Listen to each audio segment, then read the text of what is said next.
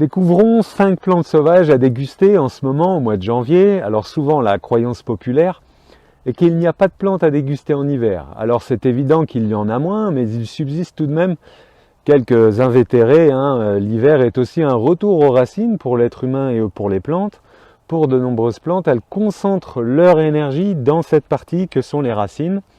Donc vous êtes sur la chaîne de l'école de cuisine des plantes sauvages. Nous formons à la connaissance des plantes sauvages comestibles. Nous apprenons à les cuisiner de façon savoureuse sur le terrain et via des formations en ligne, mais aussi en présentiel. Elles sont interactives dans le domaine de la cuisine essentiellement. Vous trouverez aussi quelques remèdes à apprendre et puis que vous pourrez réutiliser pour vous-même ou pour votre famille. Donc je vous guide afin que vous deveniez autonome dans la cueillette et les préparations, mais aussi la conservation des plantes sauvages. Voilà, présentation faite. Donc maintenant, vous pouvez découvrir aussi toutes les activités que je propose sous le lien dans la description de la vidéo. Voilà. Donc cette partie, donc on va découvrir ces 5 plantes d'hiver. Donc commençons par la benoîte urbaine, cette Geum urbanum, aussi appelée benoîte des villes ou herbe de Saint-Benoît, herbe à la fièvre ou encore racine bénite. Cette plante pousse à l'ombrage des murs ou sinon au bord des plantations ou à la lisière des forêts, un petit peu comme ici. Elle est commune dans toute la France, mais un peu moins au sud en revanche. Donc pour la reconnaître, elle est de la famille des rosacées, tout comme la rose. C'est aussi une proche parente du fraisier. Elle est donc facilement reconnaissable par sa foliole terminale divisée en 3 lobes, et le plus grand est au milieu, bien évidemment. C'est une vivace qui mesure entre 20 et 70 cm. Ses feuilles entourant sa tige sont dites amplexicoles, du latin amplexus qui embrasse, et colis qui veut dire la tige. Elle embrasse la tige. Elle fleurit de mai à septembre et attire les insectes pollinisateurs. Mais ce n'est pas ses fleurs ou ses fruits qui nous intéressent le plus. Elle a des vertus cachées. Bien que sa jeune feuille, avant l'apparition des fleurs, puisse se croquer, il faut la déterrer pour profiter pleinement de son arôme puissant. Et c'est donc dans sa racine que je tiens là que se cache le meilleur. Donc c'est un délicieux goût de girofle. Déjà l'odeur du girofle, on le sent bien. Son utilisation culinaire ou médicinale est d'ailleurs en tout point comparable à cette épice exotique qu'on appelle le clou de girofle. Il faut juste faire attention à ne pas confondre avec la chélidoine qui possède des fleurs à 4 pétales au lieu de 5 et surtout qui sécrète un suc jaune et épais. Cette plante est plutôt toxique, la chélidoine. Pour obtenir le meilleur de sa racine, il faut dégager le rhizome bien évidemment en retirant la terre et les parties vertes. Sa racine fraîche, râpée ou séchée est appréciée pour toutes sortes de breuvages comme les vins chauds, les bières ou les liqueurs. En plus de son goût, elle dépose une légère teinte rougeâtre. En cuisine, je l'utilise pour agrémenter une sauce ou je l'associe au chocolat aussi pour accompagner une poire par exemple ou un riz parfumé, des fruits au sirop, une compote, une soupe. Alors voilà, ces fleurs et boutons se décorent très bien en mai-juin les salades et ces boutons floraux cuits à l'eau se mangent en légumes également. Elle contient de l'eugénol, comme le clou de girofle, je le reprécise, qui permet de combattre la diarrhée, la goutte, la gingivite, l'inflammation des muqueuses, notamment dentaires.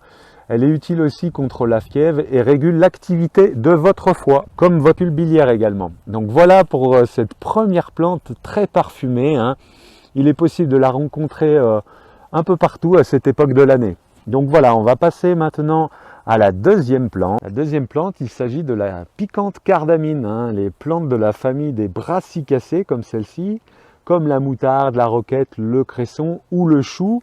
Elles sont nombreuses en France, cette famille de plantes, mais aussi en Europe. Une confusion entre les 37 espèces de cardamine, dont 13 en France, 12 en Suisse et 5 en Belgique, est sans danger car elles sont non toxiques. Il s'agit ici de la cardamine des prés, on la surnomme aussi le cresson des prés. On la retrouve jusqu'à environ 1500 mètres d'altitude, plus à l'aise près de l'eau en l'occurrence. Elle pousse dans les prairies, les forêts humides ou les marécages sur un sol plutôt argileux ou tourbeux. Ici c'est très argileux. On la reconnaît facilement puisqu'elle pousse en rosace également. Elle fait vraiment des jolies rosaces comme le pissenlit. Les feuilles sont simples ou pennées, le plus souvent avec une rosette de feuilles basales. Les feuilles sont dites caulinaires et alternes. Alors elle est entièrement comestible, hein. On peut manger ses feuilles, on peut aussi manger sa racine, on peut manger ses fleurs, ses fruits et même les graines qui amènent un piquant à notre table, un petit peu comme la moutarde. Si on broie ces graines, on peut fabriquer notre propre moutarde. Donc je vous conseille de consommer les feuilles en ce moment en tiges, comme ça, là, on récupère les tiges et on mange en salade, dans les farces, dans les gratins, mais aussi dans les soupes, hein. On peut aussi le mettre dans le fromage blanc, on peut aussi faire un beurre aux herbes, un pesto, voilà. J'ai même essayé de parfumer les gâteaux, c'est un vrai délice. Précision, pour ce qui est des feuilles de la cardamine des prés, il vaut mieux s'en servir avant la floraison, car après elles deviennent un petit peu plus amères, hein. Faut aimer, voilà, faut être habitué déjà. À ce stade, on s'en servait déjà autrefois comme tabac à fumer, hein, quand ça avait passé la floraison. Donc cette plante est plutôt hivernale, elle se trouve en abondance, elle est comestible. Attention toutefois, où vous la ramassez, il faut éviter de la ramasser où il y a eu des pâturages un peu plus haut, où il y a eu de l'épandage de fumier, parce qu'on pourrait éventuellement contracter la maladie qu'on appelle la douve du foie. Mais ça, c'est connu aussi pour le cresson. Voilà, il faut un petit peu prendre ses précautions par rapport à ça. Ensuite, découvrons la troisième plante. Il s'agit du lierre terrestre, hein, qui tapisse un petit peu ce sol. On l'appelle aussi le Glecoma Ederacea, donc c'est une plante vivace, plutôt rampante, là comme je le précisais, stolonifère. Donc ça veut dire qu'elle a un organe végétal de multiplication végétative permettant à la plante de se répandre et de se reproduire comme le fraisier, hein. C'est des stolons qui vont se planter, qui vont pousser plus loin. Cette plante de la famille des Lamiacées n'a rien à voir avec le lierre grimpant, qui lui est de la famille des Araliacea et qui est toxique. Hein, on en voit autour. On trouve le lierre terrestre dans les bois, dans les haies, dans les prairies clairsemées, pouvant mesurer jusqu'à 50 cm de long. Cette plante est une vivace rampante à tige florale rougeâtre, dressée, feuilles réuniformes, opposées. On dit que ces feuilles sont crénelées autour. Là, on voit bien que c'est crénelé. Comme dans toutes les plantes de la famille des Lamiacées, les tiges sont carrées. On y trouve dans cette famille de nombreuses aromatiques, comme la menthe, la mélisse, le romarin ou même le thym. C'est une formidable aromatique à un parfum puissant et subtil à la fois. Oh là là, ça sent vraiment bon. En la récoltant avant la floraison printanière, il reste doux et pas trop acide en bouche, hein. Préparez-le comme des épinards ou utilisez-le comme condiment aussi dans les soupes de légumes, mais aussi pour parfumer vos glaces, c'est très très bon. Le lierre terrestre contient des principes actifs intéressants qui sont facilement captés soit par l'eau, donc dans les infusions.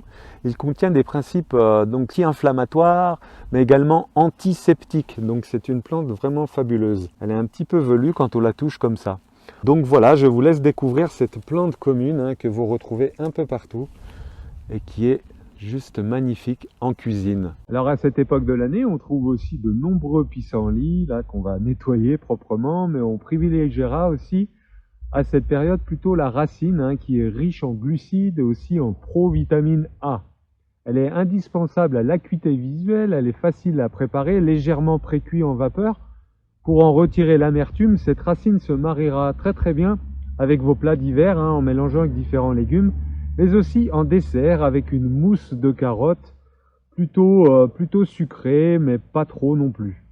Les feuilles de trèfle se trouvent actuellement en abondance. Cette plante de la famille des fabacées comme les petits pois ou les haricots est une excellente plante pour la santé. Elle est diurétique, elle est aussi antitussive.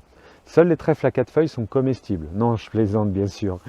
Attention cependant au trèfle blanc qui est faiblement toxique cardio-respiratoire. Il faut donc le consommer avec modération. On reconnaît le trèfle blanc par rapport au trèfle rouge. Le trèfle blanc, il a tout simplement des petites cannelures tout autour de la feuille que le trèfle rouge n'a pas.